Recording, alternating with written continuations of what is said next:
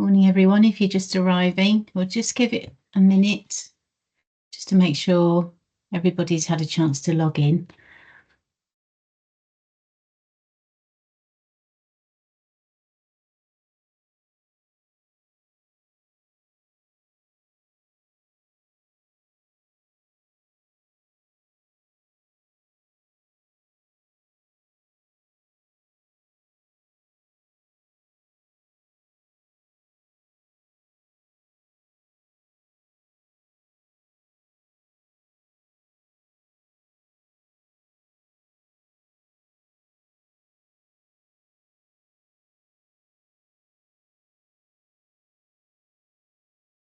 Okay, I think we'll make a start. So, welcome everyone. It's really great to see so many people here. Thank you so much for giving up an hour of your day to join us. Really excited for today's webinar. So, some of you will know that we've been focusing on managing risk for our discussion theme this month, and we've been part of some really fascinating conversations.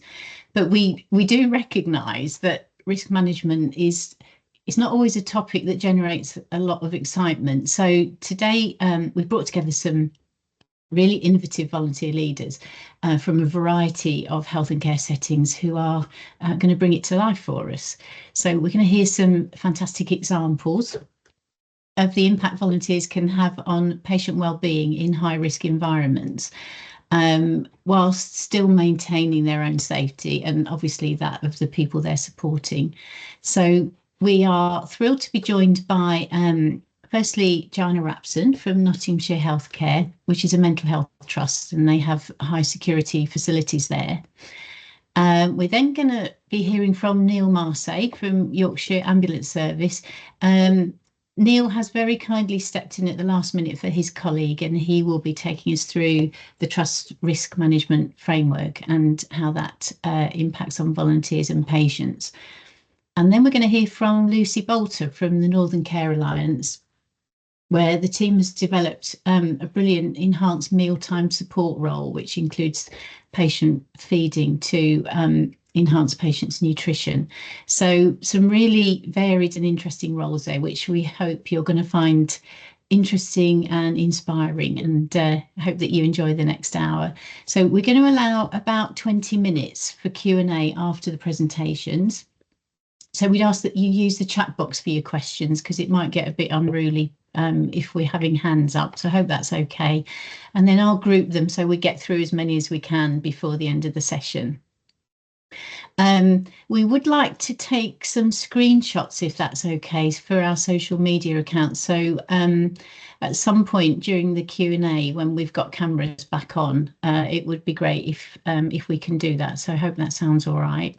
But during the presentations, if I can ask, first of all, that everyone turns off their cameras and mics, so that in the interest of reducing risk, we might mitigate against any techie issues. So that would be great. Thank you. So without further ado, I'm going to hand over to the lovely Joanna Rapson from Nottinghamshire Healthcare. Hi, Jo. Hi, everyone.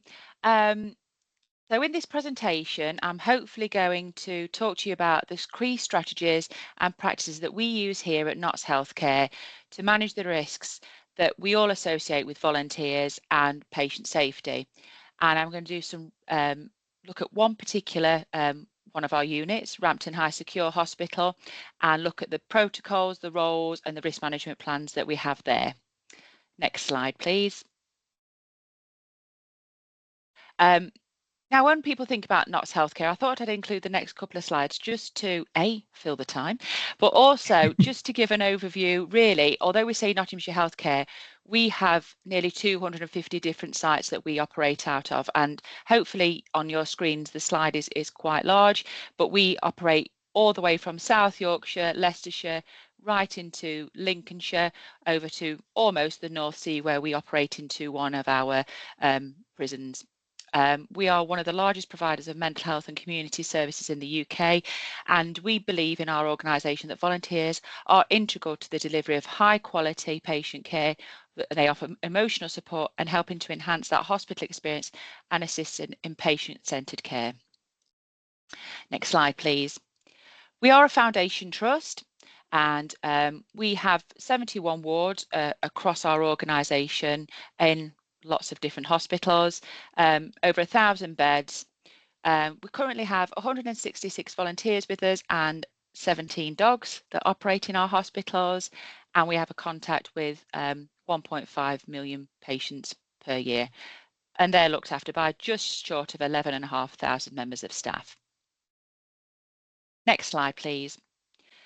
So at Rampton, which is one of our sites, we have three main roles there. We have our care dog volunteers, our patient experience volunteers, and our volunteer visitors. And I won't go through reading on these slides, but our care dog volunteers facilitate friendly interactions with our patients. They offer comfort and support.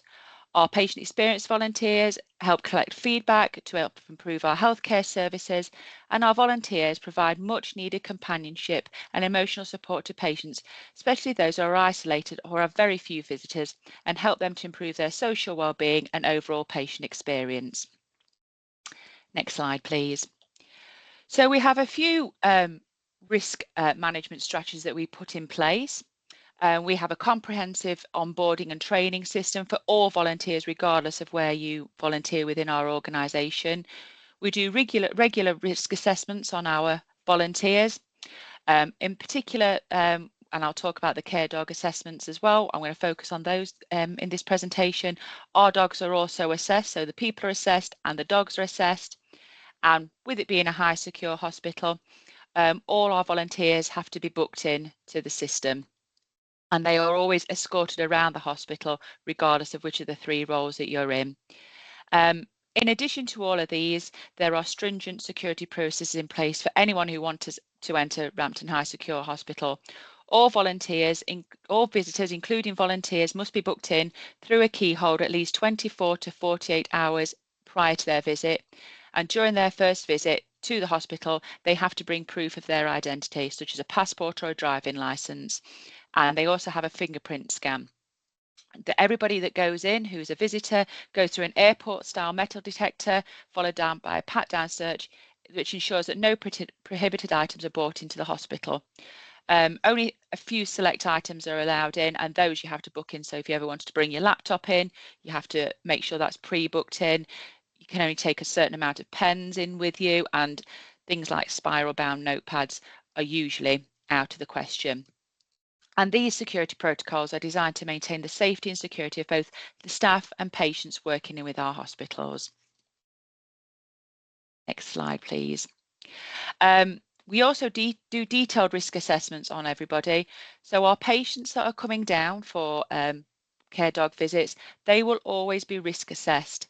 The decision to see a care dog with their volunteer also has to go through an MDT team meeting, and the patients that are low risk to themselves, or because we do have patients that might not be the most kind to animals, their visits wouldn't be allowed and things like that. So we make sure that the risk assessments are done on the patients. Risk assessments are also done on the areas for identifying any potential hazards that they might encounter. And all the time the visits are going on, there are very indiscreet risk monitoring going on. So if a patient becomes unwell, either physically or mentally, then they will be discreetly removed from that situation. The same if the volunteer or the dog was to become unwell, they would be removed from that situation. We have to do these to protect our patients, our staff, and of course the volunteers and their dogs.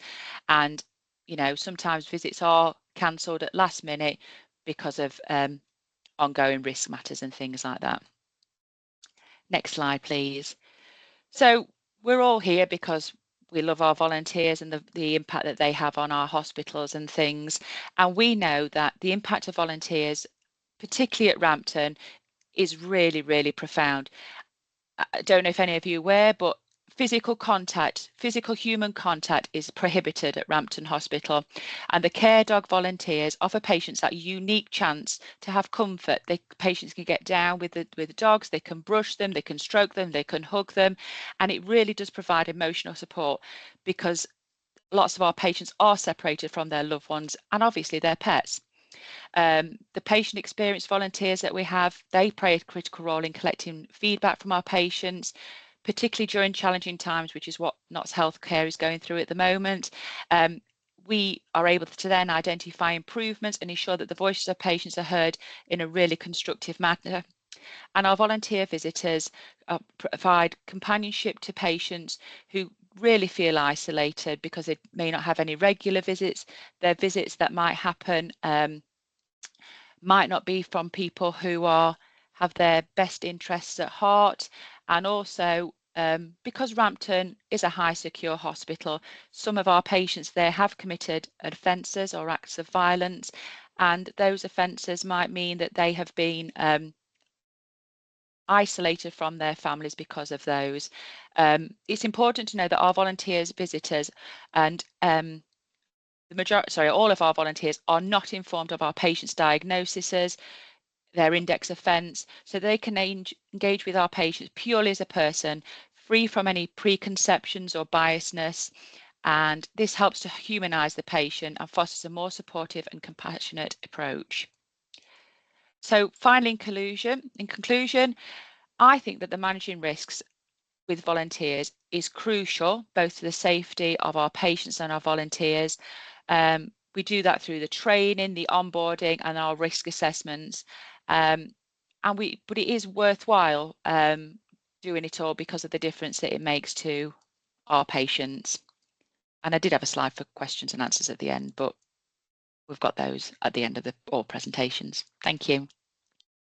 Brilliant. Thank you, Jo. And I bet that's got everybody thinking. So if you have a question specifically for Jo, pop it in the chat box and we'll round them up at the end. But thank you, Jo. Fascinating insights. And I've got some questions in my mind that I'd like answers to. So hopefully have time for those. And I'm now going to hand over to Neil from Yorkshire Ambulance Service. Hi, Neil. Good morning, everybody. My name's Neil Marcy. I'm a Community Defibrillation Officer with Yorkshire Ambulance Service. That means I'm effectively an Area Operations Manager for our volunteers that operate in North Yorkshire. Throughout Yorkshire, we have around about 700 volunteers, and they deliver about 52,000 hours of volunteering to us, providing unsupervised care for between 30 to 45 minutes prior to the arrival of an ambulance. They do exactly what Joanna's amazing volunteers do.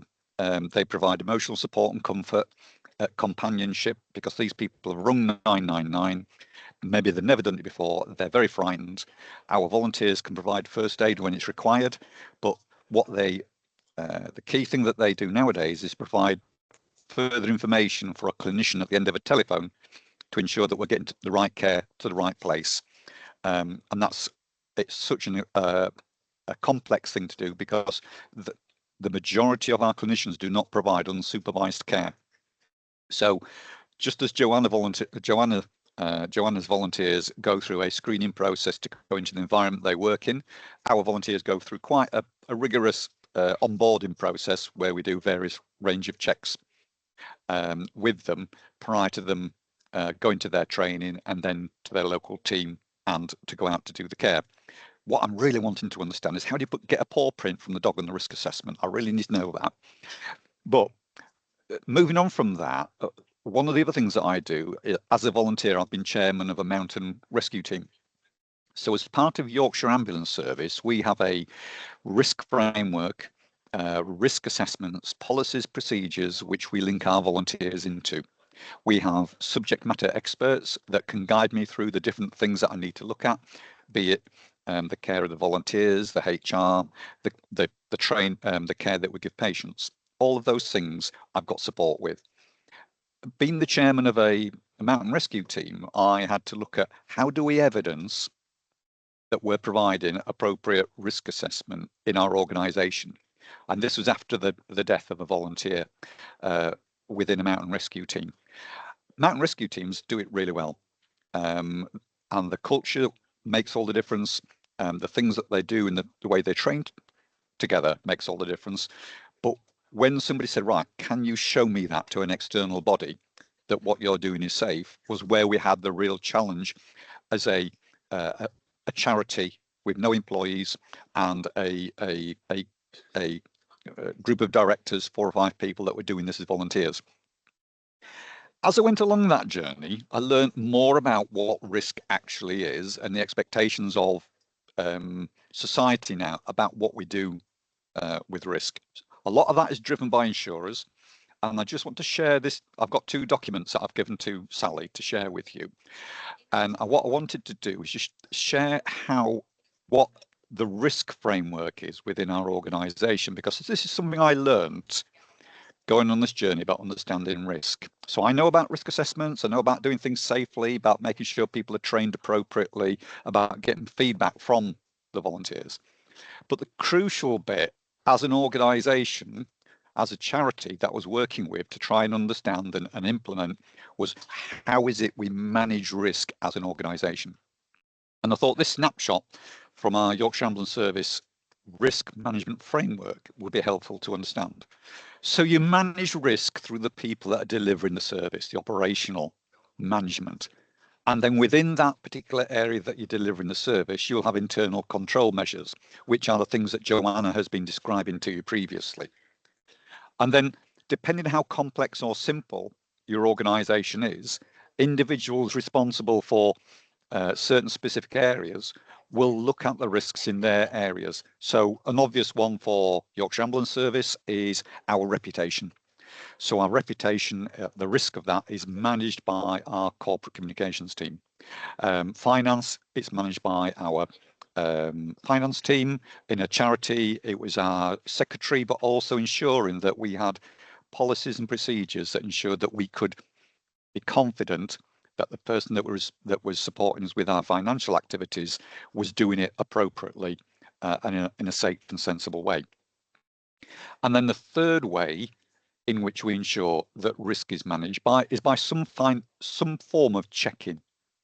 So within Yorkshire Ambulance Service, we've reapplied for our Investors in Volunteers award. We've already had it. They've come back to do it again with us, and we already know we've had some inclination about some of the things that we need to look at based on feedback by that external audit for our volunteers, and that will allow us to improve the experience of our volunteers, which is what managing risk is all about. So all of us as people who manage volunteers are about ensuring that volunteer has an exceptional experience and that the organisation gets added value from them, because if the volunteer doesn't have a positive experience, they're not going to support our objectives as an organisation, whatever that might be. So that was my journey to understand it, and what I found as I went along with that was how is it that you translate complexity of a very large organisation, I'm in a big building here with lots of people behind me, to a small organisation where you might only have 1, 2, 3 paid employees. And the journey that we're on with Mountain Rescue is that we haven't got it right, but what we can evidence is that we're working through these things by minuting the processes that we're doing at our board level meetings. So if we've not covered, if we don't have a standard operating procedure for working on a rope, then we'll record that and we'll have a timeline to achieve that. So if you're worried about risks that you think aren't managed, the important thing is to understand if they need to be addressed and then work towards addressing them. And it's about being realistic about what the capabilities of your individual organisation is. So our volunteers within Yorkshire Ambulance Service, we get feedback from them about their experiences. Where they have experiences that are negative, we feed that back to our control room and we say, why is this volunteer being with this patient for 2 hours? Was that okay? Wasn't a good experience? And then from that, we work with senior management within those individual groups, that second line of assurance, to make that experience better, both for the volunteer and for the patient. We have had occasionally what we call SIs, serious incidents, where something's happened to the patient that was avoidable. And again, I would say the biggest single thing, or the 2 things that, to take away from this is that your culture that you have within your organisation is your biggest risk management tool. By having an open culture within Yorkshire Ambulance Service and people acknowledging when something hasn't gone the way that we want to do and working to improve it, we can manage our risk. And the other thing that I could take away from this, and for what Joanna is doing, volunteers do simple actions in complex environments. What Joanna's volunteers do is relatively simple, but massively beneficial to their patients. And likewise, when we look at overall what our volunteers do seems to be incredibly complex, it's not. It's very simple, the kind of first aid actions we're wanting them to do. But what we have to do is manage the environment that they're interacting with it. And we even risk assess, what do you do when you don't know what's going to happen? With that, you can actually manage the unknown. So I hope that's given a little bit of a flavour about the sort of journey I've been on, and that you're never going to get there. And don't try to copy Yorkshire Ambulance Service. I've shared the 2 documents that we have for the risk framework, which I think is something really useful to understand, because most of us are already familiar with operational risk management and risk assessments. Risk assessments, policy procedures, training, culture, that's what makes it work on the ground. And then you have this larger framework, which is all about first line assurance through your managers, second line assurance through department, and then some kind of internal or external audit that checks what you're doing. And I think I've come to a natural conclusion, Sally. Neil, thank you. I didn't need to wave at you or anything, so that's amazing. Thank you. That's to the minute. Thanks ever so much. And we've already had some really good feedback and comments in the chat box, so we'll get to those in a bit. But thank you for joining us, and especially for stepping in at the last minute. That's great. So I'm now going to hand over to Lucy Bolter from Northern Care Alliance. Hi, Lucy. Hi, Sally. Thank you. Hi, everyone. Nice to meet you all virtually. So my name's Lucy Bolter, and I'm the head of volunteering for the Northern Care Alliance. So we provide hospital and integrated health and social care services to over 1 million people living in Greater Manchester. We've got 20,000 colleagues who care for our people in hospitals and in the community, working across Bury, Rochdale, Oldham and Salford. So I want to share with you a little bit of information about our dining companion role and how we've tried to mitigate and overcome some potential risks and barriers through co-production and training. Next slide. So we first made the decision to introduce our dining companion role following a volunteer of ours who'd reported to me that she'd had a really bad experience on the ward with her husband, who was end of life. The ward was short-staffed and he couldn't feed himself, which meant that if she wasn't on the wards at the meal times to feed him, his food was being left on his table to go cold. So between us, we decided to try and launch a mealtime assistant volunteer role to try and prevent this from happening to anyone else again. So before we started to try and develop the role, I arranged to meet with the ward manager on the ward and just to see if I could observe at the lunch times, just to try and understand for myself what the problem was and what the experience our patients were having at meal times, and if and how our volunteers could help. So the dining companion volunteers were introduced, and the role was introduced. So they would be supporting patients in a wide variety of ways. So they'd be trying to make meal times a little bit more enjoyable by offering companionship and a friendly face, offering encouragement and reminding patients to eat and drink, offering alternatives if they didn't like the food that was available to them, supporting patients to eat independently. So that might be providing hand over hand feeding assistance or physically spoon feeding a patient themselves if they weren't able to feed themselves. So we had our goal and we knew what we wanted to achieve. We just needed to start planning how best to implement this new role. So once we've got our aim and our objective, our team spent the first few weeks testing the role on the wards using the plan, do, study, act strategy to identify what was going well, what didn't go well on shift, and then plan and see how to improve the process for our next shift. So using this technique, it not only created a meaningful role for our volunteers, patients and our colleagues, but it also shapes the training that was required and identified potential risks along the way that we needed to overcome to allow us to deliver the services safely. slide.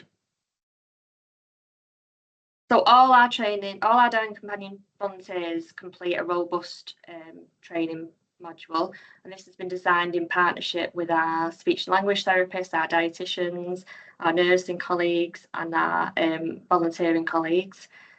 The training includes the importance of good nutrition and hydration in hospital, choices and restrictions, modified diet and fluids, signs of struggling, arriving on a ward, getting ready to help your patient, and communication. The training was initially delivered by dietitians and speech and language therapists monthly face-to-face, but more recently we've moved to an online platform to release capacity back to the therapists as they couldn't continue to deliver the training face-to-face due to their ever-growing workloads. But having that training package online gave our volunteers information that they could refer back to, and video guides were introduced so that volunteers who might not have experienced a ward environment before could actually see what feeding a patient on a ward would look like before they started in the role. So on the next slide, it's just some examples of what that training module looks like. They're just snippets I cut off the training module, and these are just some of the videos. So arriving on the ward, getting your patient ready, and feeding assistance. And it was our own volunteers who acted out this training. Next slide. So along with the training, we had to introduce some other processes just to try and minimise risk and overcome challenges. So the first one was to create a SOP, which provided clear processes for everyone involved. So it was really clear on everyone's roles and responsibilities. So the dining companion, the coordinators, the ward staff, and any key stakeholders, so dietitians, speech and language therapists, in identifying patients each shift that was suitable for feeding, because not all patients are going to be suitable to be fed by a volunteer. So if a patient is at risk, then they wouldn't be suitable for a volunteer.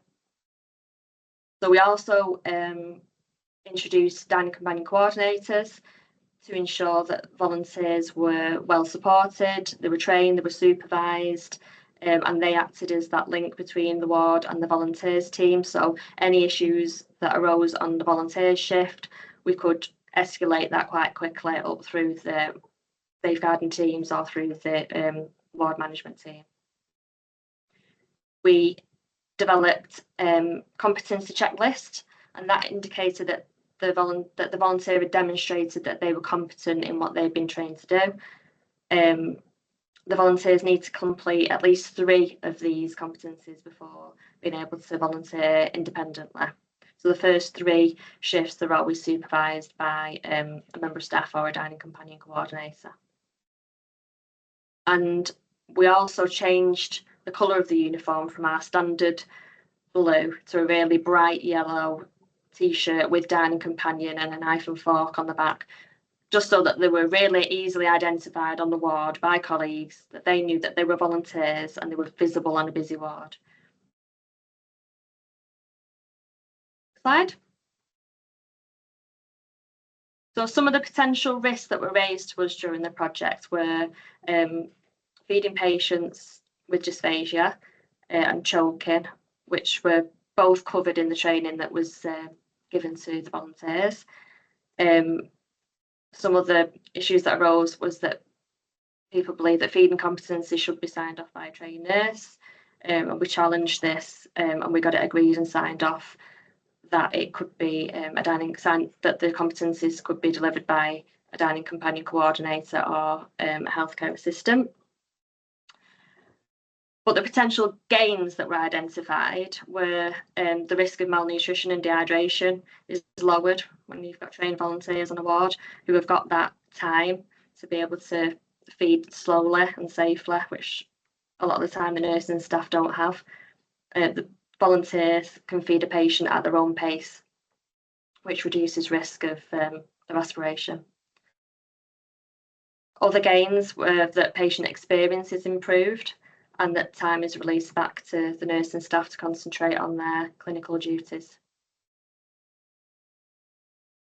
So my last slide is just some,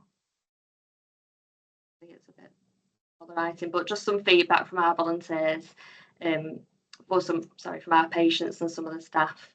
It just makes it all worthwhile overcoming those challenges, doesn't it?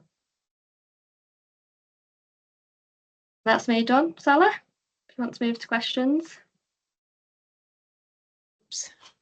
That's amazing. Thank you, Lucy. There's a lot of information to take in there. We've got some really good questions in the chat box as well. So thank you. And thank you to Neil and Joe as well. Some really fascinating case studies there and ideas and advice for people that people have responded really well to. So I'm going to start gathering the questions together.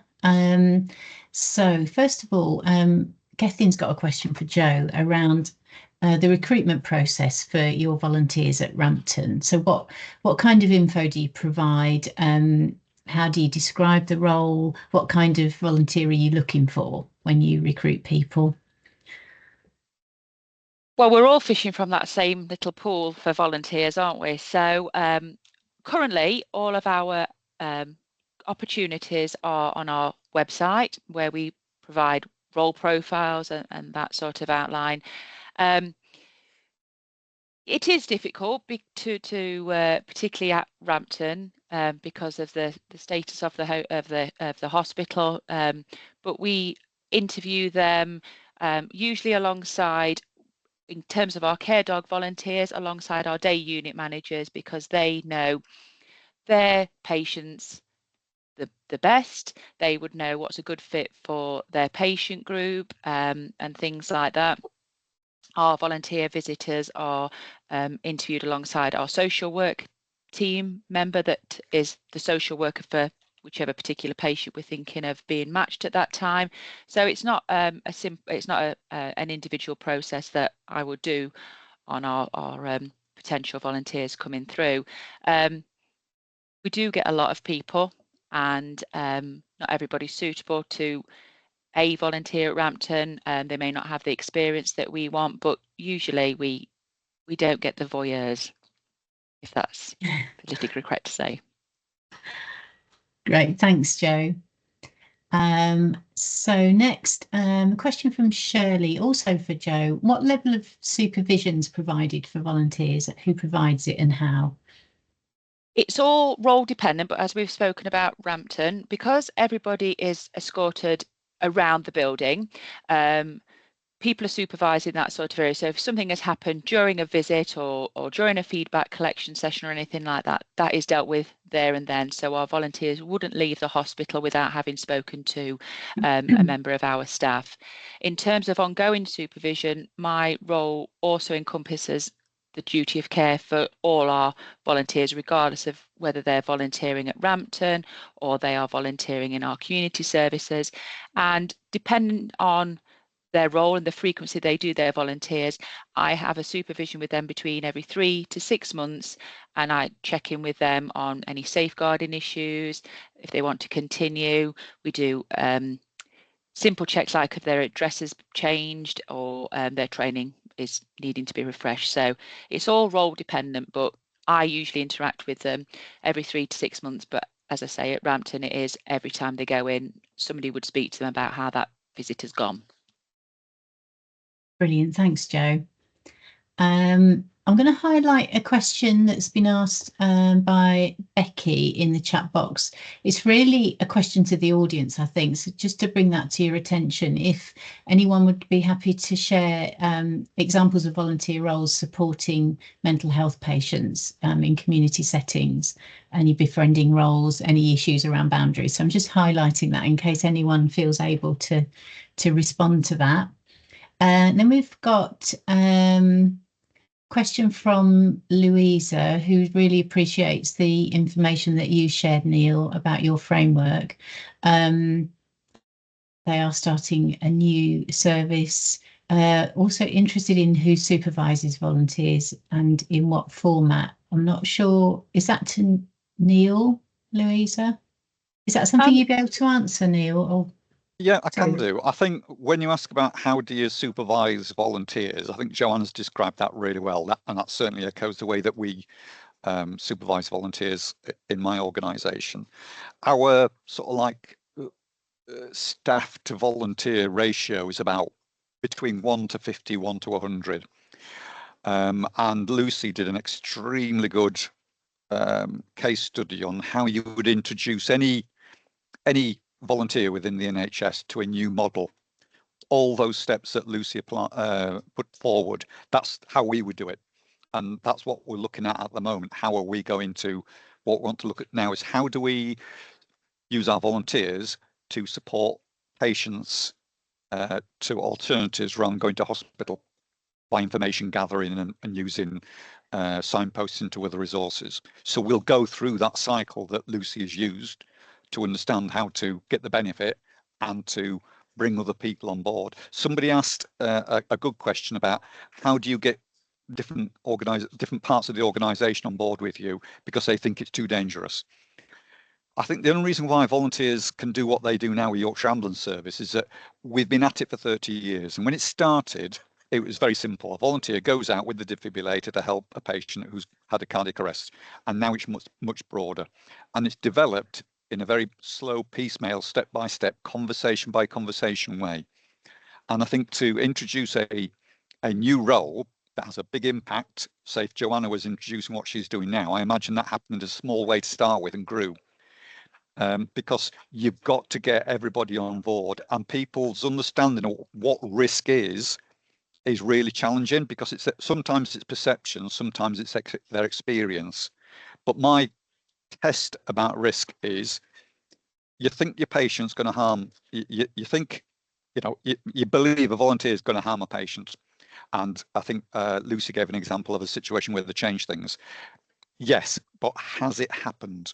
Has it happened with a band 2 or a band 3 member of staff doing that? If it hasn't, that risk is a perception, but it's not a reality. Where something's actually happened, that's something where we need to pay attention. But again, it's about what was the impact once that interaction happened and something went along. Was it just that a patient was unhappy and complained, or was it that harm was caused to a patient? And the same has to go the other way around as well. What was the experience of the volunteer? It's just as important to capture a negative experience of the volunteer, because otherwise they'll leave. And that's what Joanna does with her check-ins every 3 to 6 months. Absolutely crucial to what you're doing. Great, thank you, Neil. Really, really full response there. Thank you for that. Kat in the chat box has asked a question of all of the speakers. How many full-time equivalent staff do you have supporting your volunteering functions? Would anyone be happy to answer that? Jo, could you answer that first? We have myself, who's full-time. I have an administrator who's full-time, and then we have 1 day from the so yeah, 2 full-time people. Thank you. Neil, how about your team? So yeah, so I think Joanna, you've got about 200 volunteers about-ish. Yeah. Sort of round about that. So the ratio is about 1 to 100. And I said before, we've got a big department with a lot of staff, but we've got a lot of volunteers, and our ratio is around about 1 to 100, 1 to 50 in the different areas that we have. So in the rural areas, because we're covering bigger distances, the ratio's lower. Whereas in an urban area where we can cluster volunteers together, it'll be 1 to 100.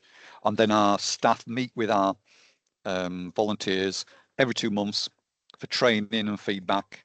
We get live feedback from our control room, for instance, they've been to, so we'll interact and contact our volunteers for welfare there. And then other parts of the organisation provide support, such as the operational crews will provide immediate feedback to volunteers and such like. So we're very, very fortunate in my organisation that we've actually, we've got a really, really strong volunteer support structure. Volunteers are not free. If you want effective volunteer delivery, you are gonna have to have the investment of the supervisors behind it. Thanks, Neil.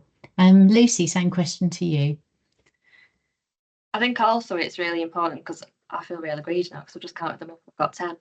But but when I first started with Helpforce, don't know if you remember, Sally,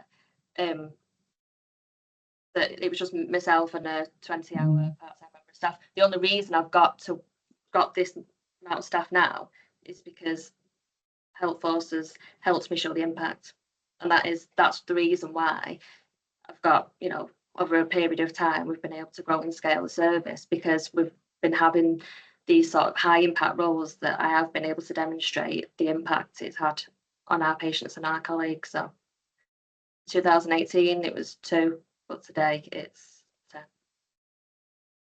10. Thanks, Lucy.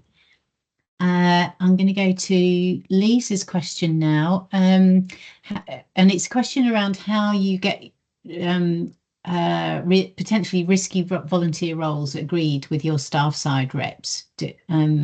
How does that happen in your organisation? Would anyone like to go first with that one? I'm going to pounce on. I can go with yeah, go for it, Lucy. I think this is something that I've probably pinched from Helpforce, but I think you've said if it's something that a family member or a friend can do or a visitor can do, and it's something that a volunteer could do. So a family member could come and feed their loved one on a ward and no one would bat an eyelid. So what about those patients who don't have that luxury of family members and visitors being able to be on the ward every lunchtime and every dinner time? That's why I got out of that one for staff side. That was my response. Thanks, Lucy. Jo, how about your roles? I guess your roles have been in place for a long time, haven't they? But what's the process? The care dog volunteer is particularly recently, and I have a mantra that it is better to seek forgiveness than ask permission. And you know, I will always question when people go, "Oh, we can't do that." I'll go, "Well, which policy does that say that in?" And with lots of our more established, well-known hospitals, there is their way, and then there's the way that all the rest of the trust does it. And I will just go, well, you're having them, and that's the end of it. In terms of staff side, we would not have any roles that should be done by people who should be paid to do them. So all of our roles enhance the work of our paid staff and improve patient experience. We've had requests from, oh, can we have a volunteer administrator? Can we have a volunteer? I can't think of anything else. And actually, no, that if that work needs to be done, then I'm not going to provide you with a volunteer just to do that. If you want somebody to help out and with administrating, and that job would done quicker, but there is somebody there doing that with our feedback collection. Ideally, our staff would collect that, but our staff are doing clinical work, and really, would you get honest feedback from somebody if they're providing that care for you? So that's how I managed to get around it, and they've not caught me yet. So, yeah. Thanks, Jo. And Neil, are you able to answer that question? Yeah, I think it's a good question, and I think it's helpful for me to understand sort of like Joanna and Lucy's approach, because the way that I'm challenged is they'll say you get in sort of like skill drift. Our volunteers are getting too skilled, and it's moving more towards an employed role. And I think I would maybe the filter I would look through it is what Lucy said. You know, what is it a member of the family or a member of the public could do? So the difference is that it would be for our volunteers, if we weren't there, would it be a member of the public or a member of the family doing this activity? Yes, it would. And what we then do is say, what's the extra benefit in information gathering our volunteer can do with us knowing how health works? And that's the way that I'm going to develop forward other roles, I believe, for the volunteers, not to replace or to. So it's a pre-hospital care. So it's pre-social care. We fill that gap and facilitate access to professional care. That's what our volunteers. I want our volunteers to do, and I find it's quite a challenge to make sure that we're really understanding that we are using volunteers to volunteer and not to replace a resource that should be employed. Great, thank you, Neil. Well, thanks all for your responses to that variety of different perspectives. I'm going to go to Ashley's question now, and this is for Lucy. Are the dining companion coordinators volunteers or staff? Staff. Okay. They're all great. the previous clinical support workers. Great, thank you. Question from Bianca. What kind of competencies were set for the volunteers? This is to Lucy as well. And who would sign this off?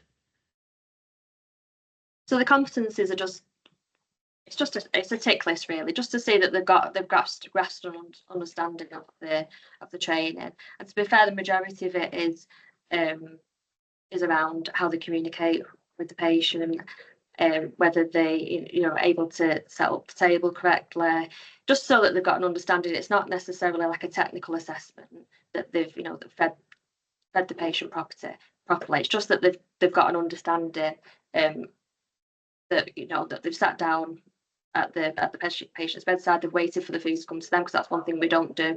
We don't go and collect the food and bring it to the patient. We make sure it's got to be a healthcare assistant that bring the food to the patient.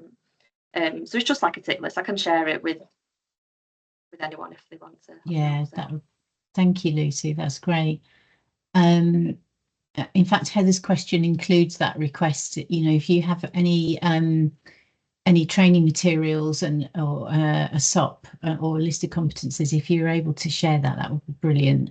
Perhaps, and this applies to all of our presenters, if you could share any materials that you'd be willing to share with me, and then we'll make sure it's included with the slides from today. Thank you. Sorry, Sally, just with the training video, I think if anyone wants to have a look at the training video, I'm happy to send it over to you as if you were a volunteer, but I can't share it for people to use, if that makes sense. Oh, okay. No, that's fine. Okay. Yeah, thank you. Yeah.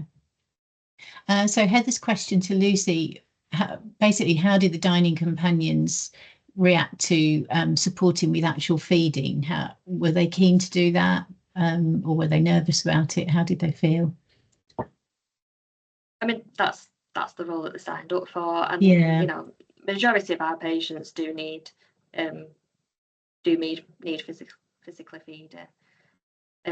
I think it's either for you or it's not, and I think having that training video so you can see actually what it's going to look like in real life, because some people have a perception of what it's going to look like when they're volunteering, don't they, and they get on the ward and think, oh, this isn't what I signed up for.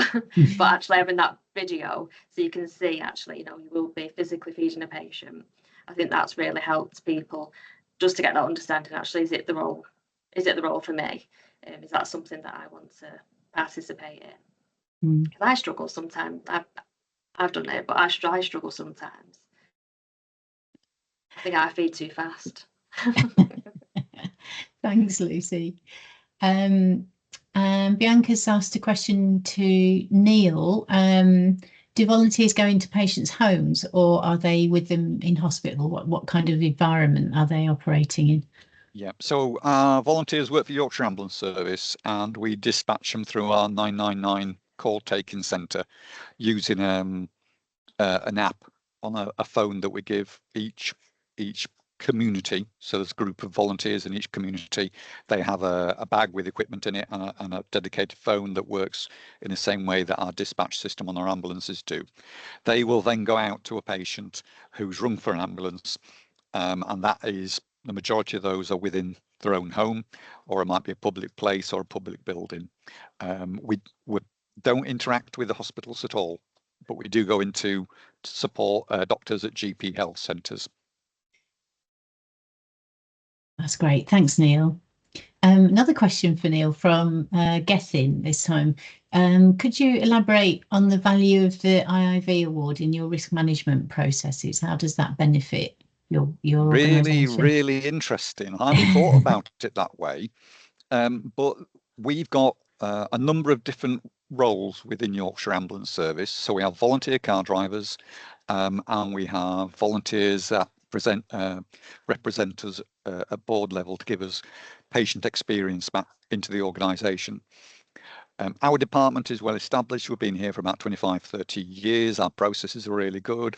So it was effectively validating what we were doing when investing volunteers came along, they said, okay, can you show me these kind of things in other areas of your volunteer within your organisation? And we'd been doing that in other parts of our organisation, and we didn't necessarily, which were less complex, but we hadn't put those processes in place.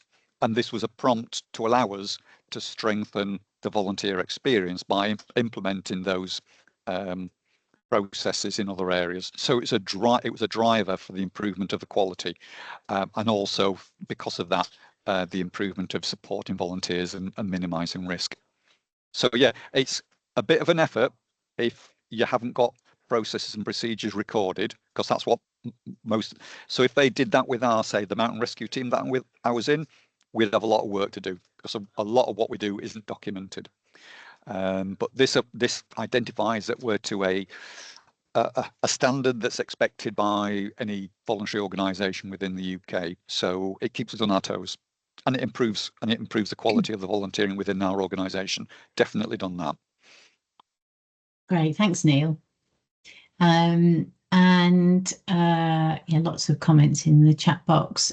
Just to let you know that we will be sharing everything that we're allowed to share with you from these presentations. We'll be sharing them with the recording of the webinar, so I hope that's okay for everyone. And question from Zoe: how many hours of training do you all ask your volunteers to do? I guess that's probably not the easiest question to answer, but who would be willing to share that? Neil? Our volunteers are recruited. They go through a HR system to screen them. We do 4 days face-to-face training with them, which helps them understand first aid for patients. They have to complete our exciting electronic staff record online learning, which everybody loves. And we've made that as accessible as possible for all our volunteers. We have a bit of a challenge with that because it is a bit of a difficult platform to work with. And then our staff, our trainers, interact with them once every 2 months, and we requalify them in their skills every 12 months. And the organisation's changing in the way that we care for patients. So it's quite important that we feed that information into the volunteers, and that's done through that cyclical process.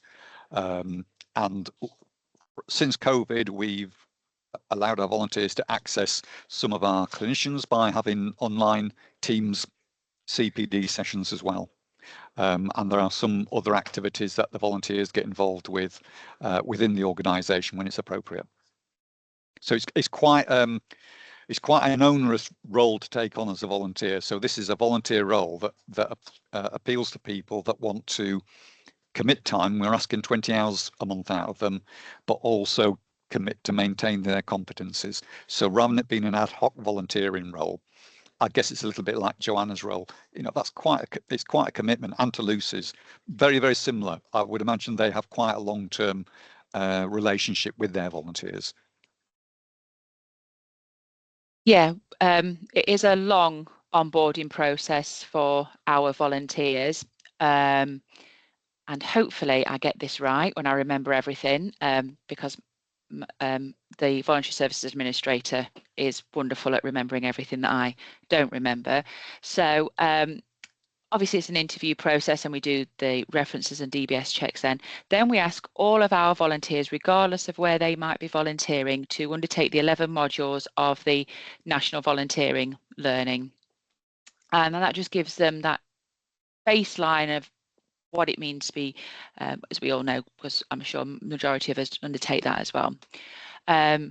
Role dependent, so we do have a full day's training for our patient experience volunteers, where we'll do a theory in the morning, and then we have a wonderful afternoon of role play where myself, Donna, other members of the involvement experience and volunteering team play the part of patients, and our volunteers try to get feedback from us. Donna can often be seen bouncing a ball behind me. We've had shouting, all sorts of different things to replicate the role play. For all of our volunteers as well, they undertake a full day's training of breakaway training, and that gives our volunteers hints and tips to keep themselves safe in situations. And although they're being escorted, we still like to give them those tips. What else have I missed in terms of training? Then they'll attend 2 induction days. So they'll attend a core induction day, which the morning consists of, alongside of our new starters who are paid staff. So they'll get an introduction to the organisation. They will get an introduction to what it means to be a volunteer and the values of our trust. And then they will have a induction with myself, and we go through boundaries, and we have a little boundaries quiz and things like that. It's a good opportunity for the volunteers to network together, because lots of our volunteers do volunteer on their own. So like yourself, Lucy, we've got yellow t-shirts for our volunteers. They might be sometimes the only yellow t-shirt on that ward. So we get them together during that induction. And then finally, they'll have a local induction on the area they're volunteering on. So in particular with our care dogs, when they're going into Rampton, it gives people that opportunity to what it feels like to have to go through security, to have your doors closed behind you, to walk on one side of the corridor or not. And you know, I can't remember which speaker said that, but it's not for everybody when you get into some of our hospitals and things. So that's our sort of training and onboarding process. Brilliant, thanks, Jo. And lastly, to Lucy, could you put a number on the hours of training that your volunteers undergo? Not necessarily a number of hours. Obviously, the core training modules, I think every NHS trust does, same as staff. Obviously, the dining companion training, which is the theory-based, which takes as long as it takes for you, and then we have the three separate hour shifts on the wards with the dining companion coordinator as a supervisor to do those competencies. Great, thank you, Lucy. Right, well, I think we're going to draw this to a close now. We don't have any more new questions in the chat box. I do want to ask if you can help us by filling in our tiny survey, because this is where we get our ideas from for future webinars and discussions. So if you have a couple of minutes after this, we'd be really grateful if you could complete it for us. But mostly I want to thank our presenters, Lucy, Neil and Joanna, for fantastic presentations, great insights, and for being so generous with sharing your knowledge as well with our audience. So we've really appreciated your time and effort in supporting this today. Thank you. Thank you too for our amazing audience, for your questions and for your engagement with the session. We really, really appreciate you giving up your time to be with us today. And hope to see you all online soon. And in the meantime, have a great afternoon. Take care all. Thanks, Ella. Thank you.